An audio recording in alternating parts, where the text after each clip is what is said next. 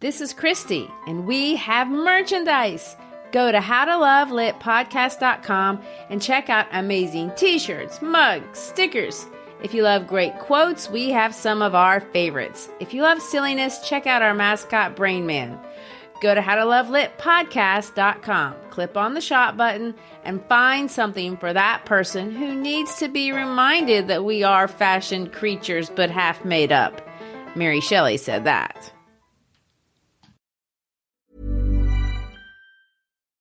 Hey, this is Naomi Ekperigan, co-host of the podcast Couples Therapy. I wanted to talk to you about Boost Mobile, the newest 5G network in the country. Boost Mobile's new network delivers customers the speed and service they'd expect from the big three, plus groundbreaking benefits you'd only get from a true challenger in the industry, like letting people try the network risk-free for 30 days, and offering a $25 per month unlimited plan that's guaranteed to never go up in price. So visit your nearest Boost Mobile store or find them online at boostmobile.com. From ADT comes Trusted Neighbor, the new standard in home access. Through the ADT Plus app, easily grant and automate event-based or scheduled access for neighbors, friends, and helpers. Notify trusted individuals of events like alarms or packages, and set access windows for planned guests or even the dog walker without interrupting your day. Visit ADT.com. When every second counts, count on ADT. Requires ADT Complete Pro monitoring plan and compatible devices. Copyright 2025 ADT LLC. All rights reserved. If you're a facilities manager at a university, you know students rely on the cafeteria for breakfast, lunch, dinner, and the occasional late-night snack. So when a dishwasher breaks down and dirty plates pile up, the mess hall can turn messy in the blink of an eye. Enter Grainger. With over 1 million industrial-grade products and fast delivery, the product you need now is never far away. So you can turn that dishwasher back into a lean, clean washing machine. Call, click Grainger.com, or just stop by. Grainger, for the ones who get it done.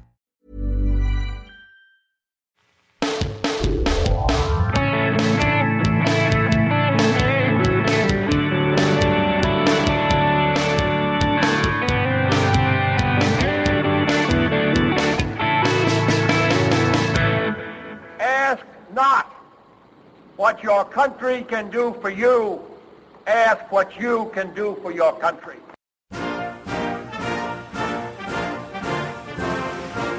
Hi, I'm Christy Shriver, and we're here to discuss books that have changed the world and have changed us. And I'm Gary Shriver, and this is the How to Love Lit podcast.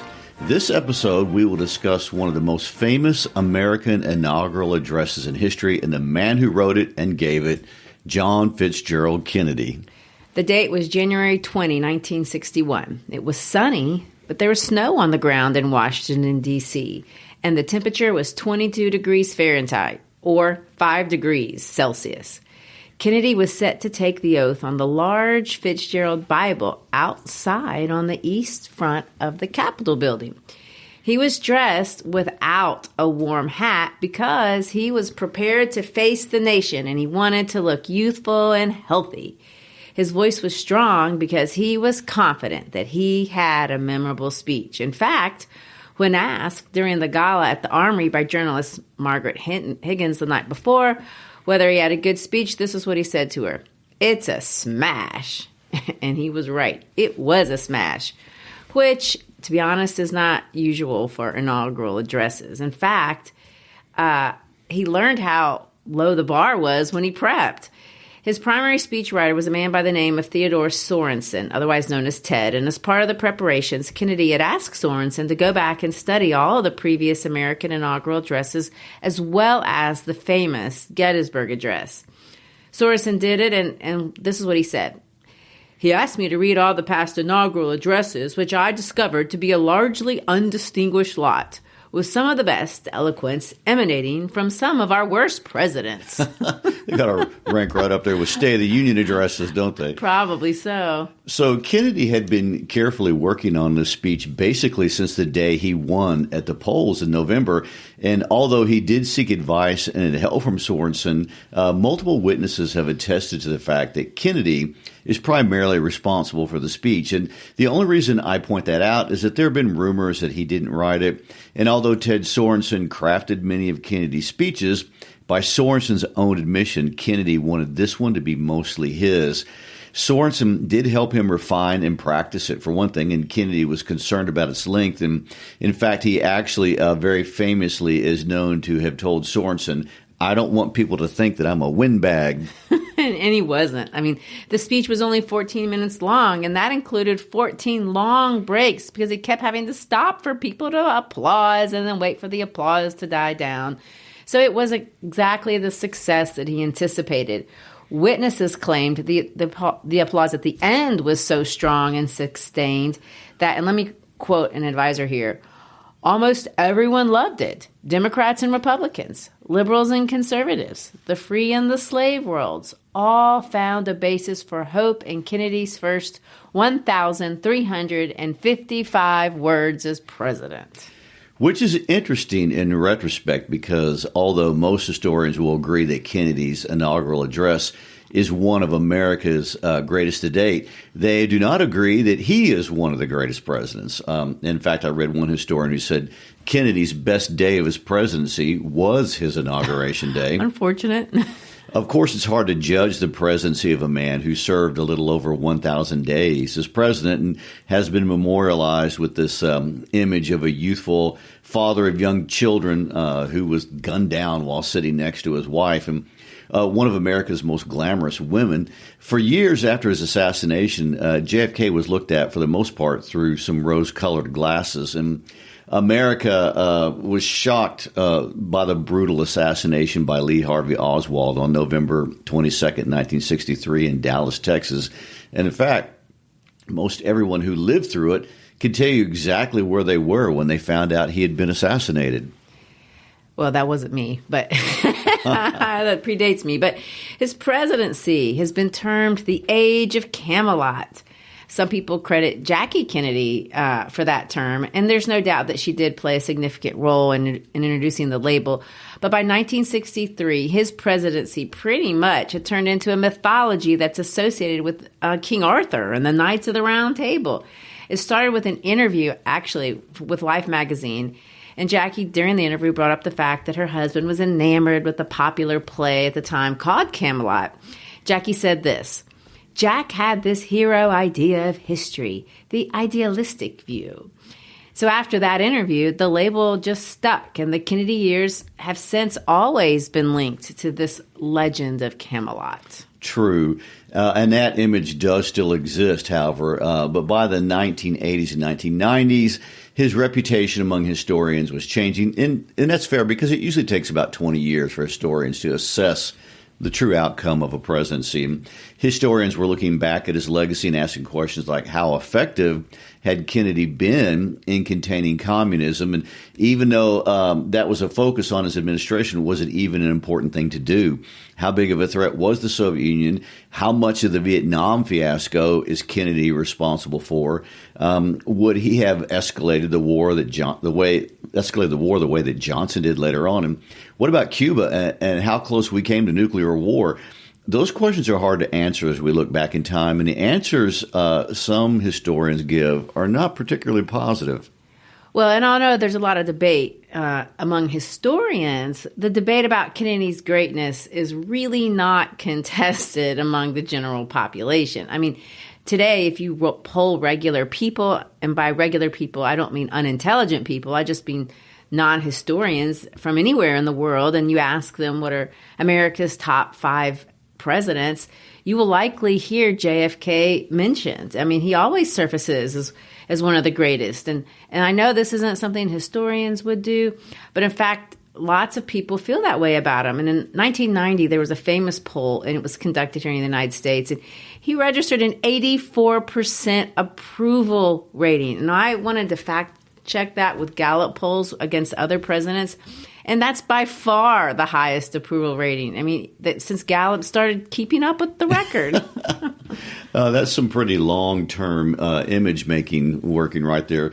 This seems especially remarkable for a man whose presidency was the 6th shortest, the 3rd shortest in the 20th century, following only Warren Harding, who died of a heart attack, and then Gerald Ford, who took over after Richard Nixon resigned halfway through his 2nd term. Nobody remembers much of anything about those two men. But the bottom line is there's a large gap between how historians view Kennedy and how the average person views Kennedy. And a large reason for that is the power of the Kennedy image that you described. This image of Camelot has endured, inspired not just Americans, but a lot of people from all parts of the globe. And although a lot of that we can attribute to his untimely death and to Jackie and the other members of Kennedy's branding team, he was, after all, the son of a Hollywood movie producer. And there are other factors that make Kennedy stand out that can be attributed to him alone. Kennedy was inspirational. He knew how to brand before we even came up with that term.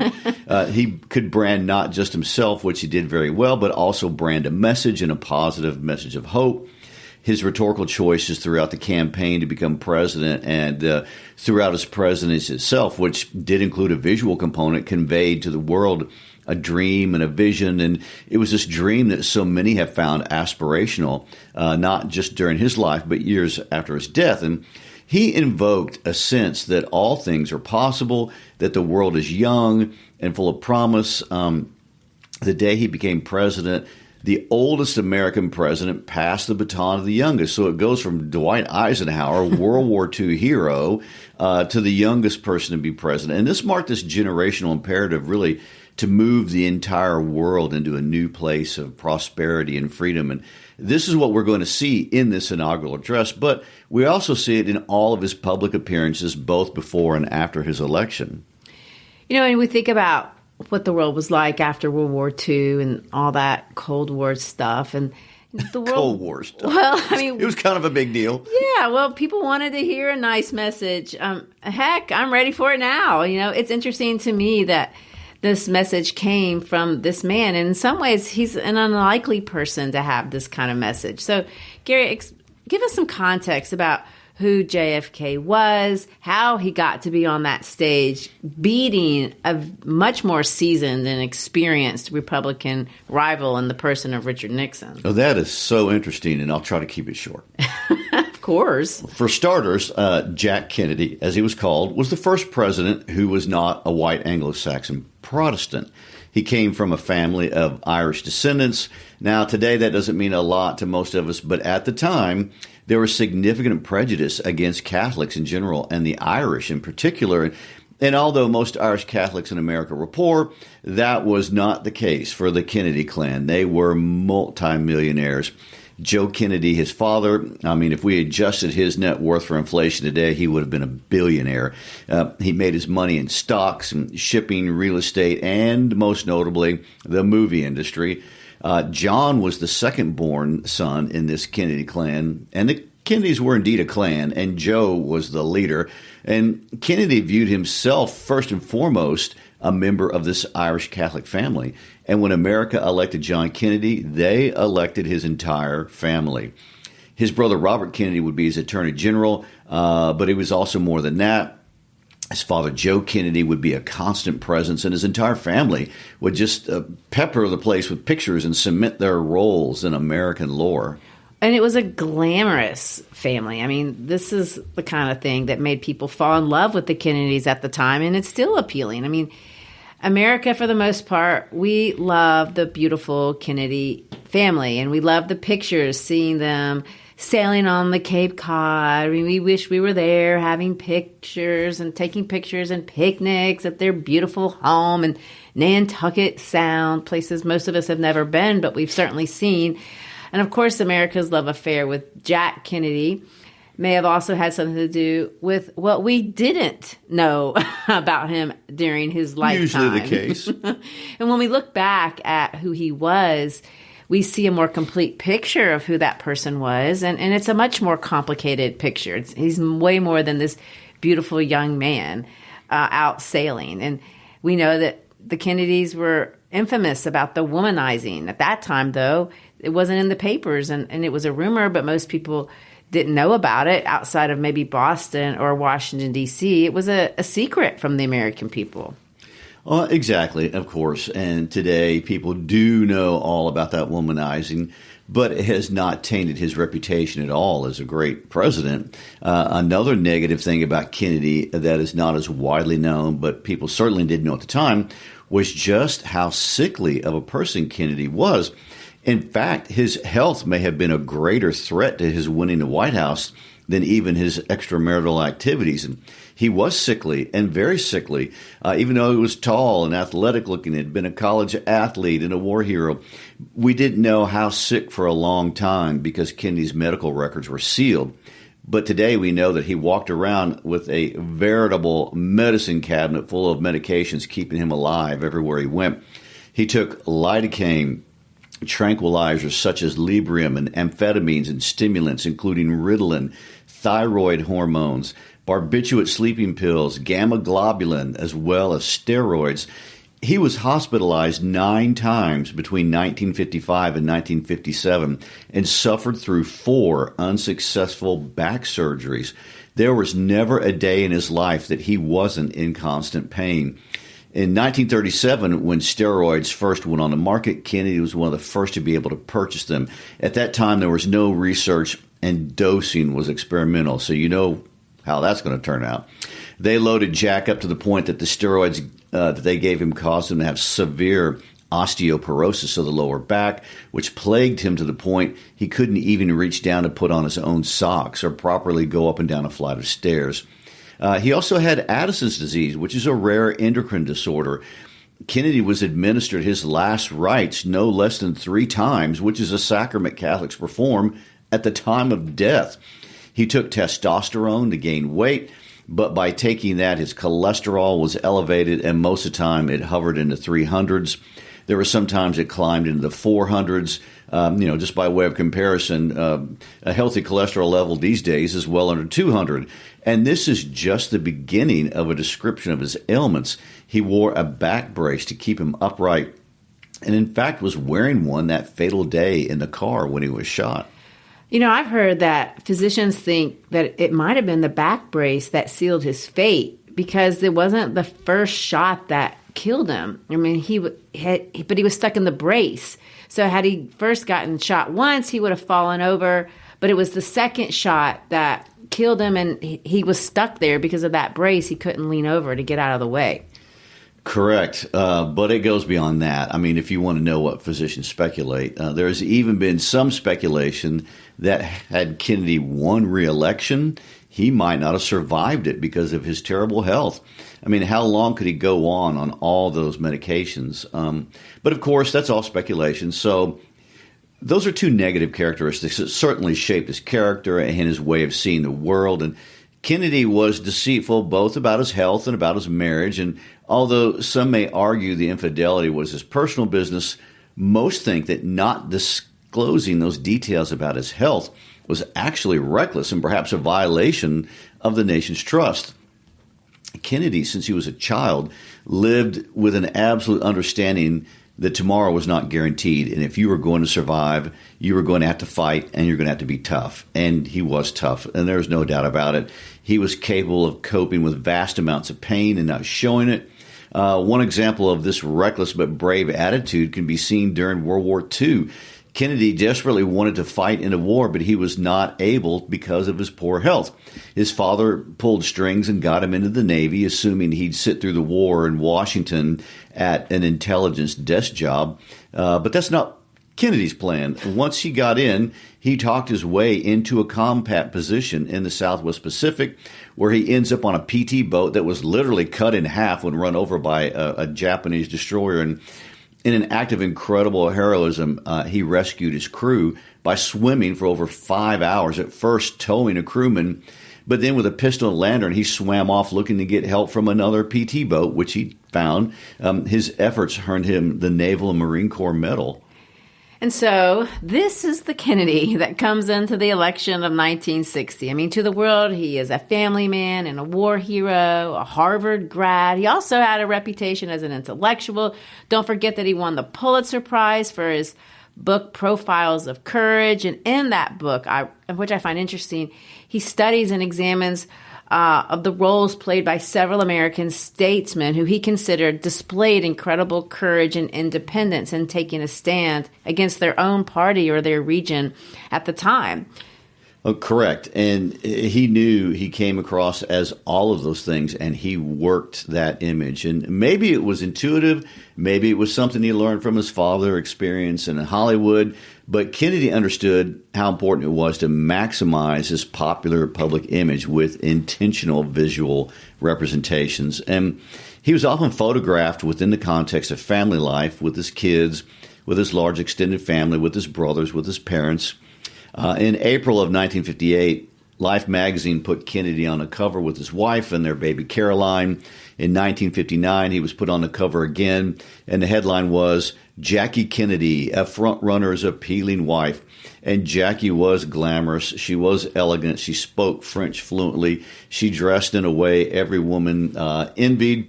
And there's a very interesting story one time at a state dinner. Jackie was so popular that he introduced himself as the husband of Jackie Kennedy. I think she's popular. The crowd loved it. They went crazy for it. And although the reasons, Richard Nixon lost that election to Kennedy are still debated, most agree that what likely turned the election in Kennedy's favor was television and Kennedy's ability to sell himself both visually as well as rhetorically. And there were 4 Kennedy-Nixon debates in that election cycle. The first one was the most important, and it captured the attention of 65 million Americans. It was the first televised presidential debate in history. And in it, Kennedy wore a dark gray suit. He looked tan. He looked calm, the picture of health. Ironically. Right.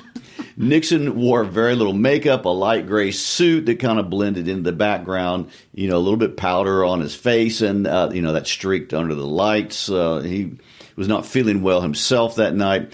He was recovering from an infected knee and he still looked ill. And famously, the majority of people who listened to the debate on radio thought it was even, or actually that Nixon had won in many cases. But the majority of those who watched on television thought Kennedy was the clear winner. The impact was significant. Up to that point, Kennedy had been trailing in the polls. After the debate, things changed. He would go on to win the election by the narrowest margin of history, and we will now enter a new age of having to be mediagenic to get elected. You have to look good on television or you can't get elected anymore. That was a real turning point. So Kennedy's address on that inaugural day, policy-wise, was no more than a restatement of the positions that he had held and expressed throughout most of the 18 years he'd been in public light. It was focused on international politics, Americans' foreign policy, and it really embodied his commitment to oppose communism. Well, rhetorically, let's talk about that. I mean, he created a new structural style in this piece, one that, presidents hadn't really used before. He structured the entire speech by directly addressing what appears to be different audiences. But really, if you think about what he's doing, he's actually dividing the world into 2 groups. This is how he saw the world. People that were communists and people that were anti-communists. And of course, he starts out addressing the immediate audience, but he clearly expands that on out to encompass all these other groups. So, Gary, let's start by reading it section by section and kind of showing how he's divided the world into these different groups. Vice President Johnson, Mr. Speaker, Mr. Chief Justice, President Eisenhower, Vice President Nixon, President Truman, Reverend clergy, fellow citizens, we observe today not a victory of party, but a celebration of freedom, symbolizing an end as well as a beginning, signifying renewal as well as change. For I have sworn before you in Almighty God the same solemn oath our forebears prescribed nearly a century and 3/4 ago. The world is very different now, for man holds in his mortal hands the power to abolish all forms of human poverty and all forms of human life. And yet the same revolutionary beliefs for which our forefathers fought are still at issue around the globe. The belief that the rights of man come not from the generosity of the state, but from the hand of God. We dare not forget today that we are the heirs of that first revolution. Let the word go forth from this time and place to friend and foe alike, that the torch has been passed to a new generation of Americans born in this century, tempered by war, disciplined by a hard and bitter peace, proud of our ancient heritage, and unwilling to witness or permit the slow undoing of those human rights to which this nation has always been committed and to which we are committed today at home and around the world. I mean, there's so much that we could talk about in terms of style, but I want to just say that notice that he starts the speech addressing the men on the stage. This, of course, is a function of formality and decorum. George Washington used the phrase fellow citizens. Lincoln used the phrase, fellow countrymen in his address. FDR started the tradition of recognizing specific people on the stage. So you see that he's honoring traditions of the past. But then he's clearly evoking imagery of God Almighty, and he uses language that would remind his American audience of the beginnings of the American story, of the Gettysburg Address, language like forebears, a century and 3/4 ago. I mean, this is very much in how Lincoln starts the Gettysburg Address. And there's a reason for this. We've already mentioned that Protestant America was scared of a Catholic president, and 2/3 of Americans identified as Protestants, and church attendance was at the highest level it would ever be in American history, and Protestants really wondered if a Catholic worshiped the same God as they did, if he was loyal to America in the same way that they were loyal to America. And the Protestant Americans who created America's founding documents and spoke of freedom in the way that they'd always understood it. And Kennedy is subtextually saying, I'm just like you. I believe in an almighty God. I know our shared history. But I want to mention this is not going to be a speech about America. And in fact, during the preparation phase, Ted Sorensen, the speechwriter, flew down to West Palm Beach where Kennedy had gone to write the speech the week before the address with revisions. And Kennedy flat out said, let's drop out the domestic stuff altogether. It's too long anyway.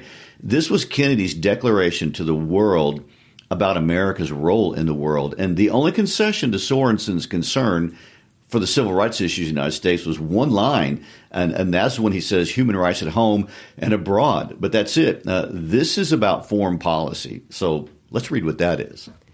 Let every nation know, whether it wishes us well or ill, that we shall pay any price, bear any burden, meet any hardship, support any friend, oppose any foe, to assure the survival and success of liberty.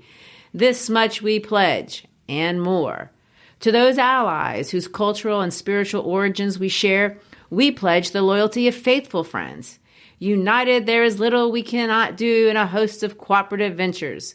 Divided, there is little we can do, for we dare not meet a powerful challenge at odds and split asunder. To those states whom we welcome to the ranks of the free, we pledge our word that one form of colonial control shall not have passed away merely to be replaced by a far more iron tyranny. We shall not always expect to find them supporting our view, but we shall always hope to find them supporting their own freedom, and to remember that in the past, those who foolishly sought power by riding the back of the tiger ended up inside. To those people in the huts and villages of half the globe, struggling to break the bonds of mass misery, we pledge our best efforts to help them help themselves for whatever period is required. Not because the communists may be doing it, not because we seek their votes, but because it is right.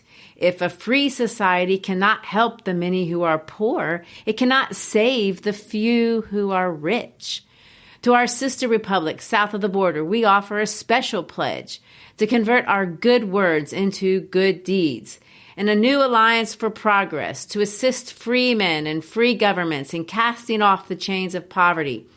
But this peaceful revolution of hope cannot become the prey of hostile powers. Let all our neighbors know that we shall join with them to oppose aggression or subversion anywhere in the Americas. And let every other power know that this hemisphere intends to remain the master of its own house.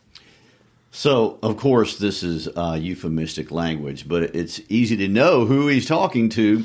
The old allies are the countries of Europe who we just fought World War II with. And the new states are those emerging democracies of Asia and Africa. And the sister republics are the countries of South America. The language is polite, but you know what? It's also threatening. America will not allow the Soviet Union to come into these new places, not in Asia, also known as Vietnam at this point specifically, not in South America through Cuba, and not in Europe through West Berlin. So back to the speech. To that World Assembly of Sovereign States, the United Nations, our last best hope in an age where the instruments of war have far outpaced the instruments of peace, we renew our pledge of support to prevent it from becoming merely a forum for invective, to strengthen its shield of the new and the weak, and to enlarge the area in which its writ may run. Finally, to those nations who would make themselves our adversary, we offer not a pledge, but a request, that both sides begin anew the quest for peace, before the dark powers of destruction unleashed by science engulf all humanity in planned or accidental self-destruction. We dare not tempt them with weakness, for only when our arms are sufficient beyond doubt can we be certain beyond doubt that they will never be employed. But neither can two great and powerful groups of nations take comfort from our present course. Both sides overburdened by the cost of modern weapons, both rightly alarmed by the steady spread of the deadly atom, yet both racing to alter that uncertain balance of terror that stays the hand of mankind's final war. So let us begin anew, remembering on both sides that civility is not a sign of weakness, and sincerity is always subject to proof. Let us never negotiate out of fear, but let us never fear to negotiate. And of course, when he talks about the dark powers of destruction unleashed by science, he's obviously referring to nuclear weapons. Here he is addressing the nuclear arms race of the day. Well, I will say, there's so many fancy little rhetorical tricks here. I mean, Kennedy uses a technique we call chiasmus, and that's when you take the structure of a phrase and kind of flip it. I mean, he's done it throughout. He's going to do it more. But here's an example when he says something like, let's never negotiate out of fear, but let us never fear to negotiate. I mean, this entire speech is about contrast from beginning to end. It's about contrasting the free world with a world run by dictators. It's about a vision of peace versus a vision of war. And here we're going to see a vision of courage versus a vision of fear. Really, it's kind of divisive language, and he's basically dividing everybody on the planet into two groups. So you see that division of what he sees as making us separate, but you also see now that he switches, and we're going to see a lot of unifying language. He uses this rhetorical strategy that we call an anaphora. It's parallel. He's going to begin the next several phrases with the same first words, and then he's going to bring a challenge about that. I mean, it's commanding, it's lofty. He's not bossing us, but he's inviting us to a series of things, and it's really a beautiful vision.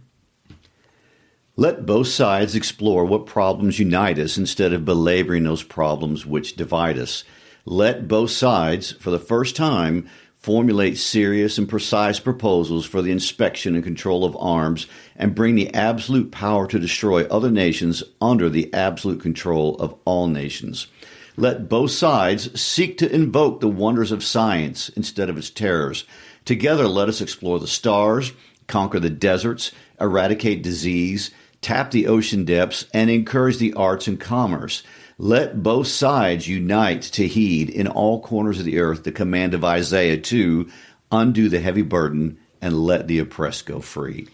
And of course, there you go, another biblical reference, but this is from the Old Testament, a sacred text not shared only by Protestants and Catholics, but now he's included his Jewish brethren. So this is shared faith, Protestant, Catholic, and Jew. And I want to point out also that even though he is talking in general terms, he's referencing ideas that he will actually implement into actual programs. For example, he talks about the stars. Well, Kennedy is the president credited for the space program and sending a man to the moon. And he talks about fighting poverty around the world. So Kennedy starts the Peace Corps. So although he's talking about dreams, he does actually follow through with real action plans to accomplish those dreams. And let's pick it up. And if a beachhead of cooperation may push back the jungle of suspicion, let both sides join in creating a new endeavor, not a new balance of power, but a new world of law, where the strong are just and the weak secure and the peace preserved. All this will not be finished in the first 100 days, nor will it be finished in the first 1,000 days, nor in the life of this administration, nor even perhaps in our lifetime on this planet. But let us begin. In your hands, my fellow citizens, more than mine, will rest the final success or failure of our course. Since this country was founded, each generation of Americans has been summoned to give testimony to its national loyalty. The graves of young Americans who answered the call to service surround the globe. Now the trumpet summons us again, not as a call to bear arms, though arms we need, not as a call to battle, though embattled we are, but a call to bear the burden of a long twilight struggle, year in and year out, rejoicing in hope, patient in tribulation. A struggle against the common enemies of man, tyranny, poverty, disease, and war itself. You know, this language in retrospect seems prophetic because we now know he will only live 1,036 more days on this planet after he makes these bold claims. And that would be the extent of his administration as well as his lifetime. And so it is truer than we knew to say that the final success of this dream would be left in the hands of others.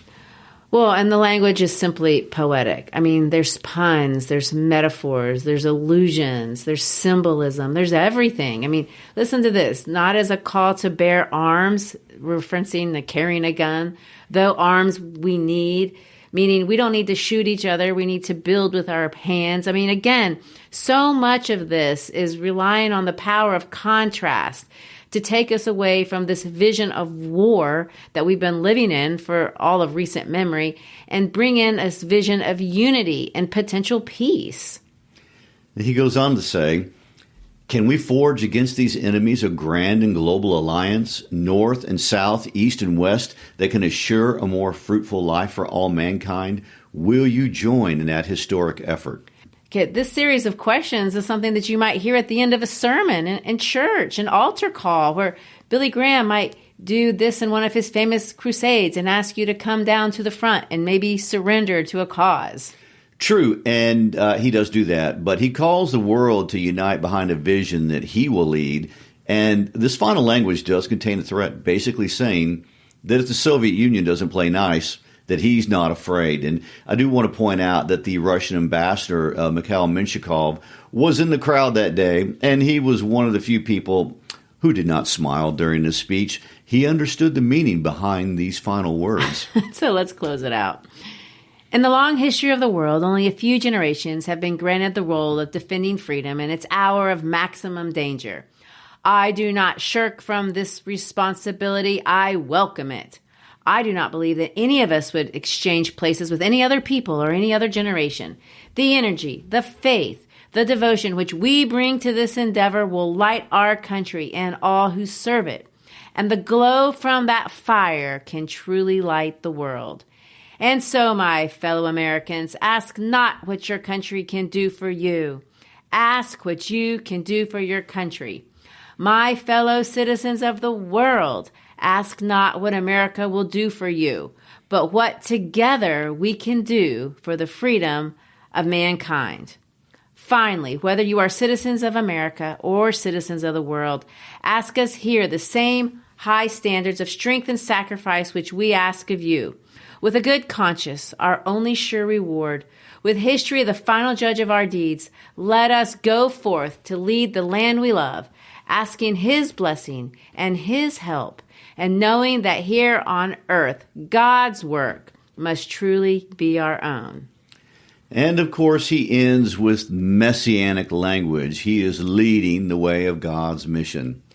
True. And that line, ask not what your country can do for you, but what you can do for your country. I point out it's another chiasmus, but that line is likely the most famous line in the entire speech. Maybe it's one of the most famous lines any American president has ever said. I agree. And in many ways, it represents his genius. And Kennedy was not above extending an olive branch to his enemies, but as a man of the 50s and 60s, he did understand the world as fundamentally divided into two groups. And he was on the side that God was on. Well, and that sounds kind of bullheaded in a way. I mean, it's endearing in another way. I mean, perhaps the people in the audience or around the world didn't believe in Kennedy's God, but it connotes this sincerity of spirit, a desire to serve God, a desire to serve man, a desire to give of oneself, to be humble before something that's bigger than you. I mean, these are all things that you want to see in a leader. And it's, if he happens to be a beautiful man with a beautiful wife and beautiful children, well, that's what makes it Camelot. Yes, I guess it would. Well, thank you for listening today, and we hope you've enjoyed our discussion of JFK and one of the most famous speeches in American history. Don't forget, all of our episodes can be found at any time on our website at howtoloveitpodcast.com, where educators can also find instructional supports for students as they listen to these episodes. As always, feel free to connect with us via our YouTube channel, Instagram account, Facebook, everything, the usual suspects, you know. But most importantly, please share about our podcast to your friends and colleagues. It's when you share that we grow, and thank you for helping us make literature understandable and accessible to as many people as possible. Peace out.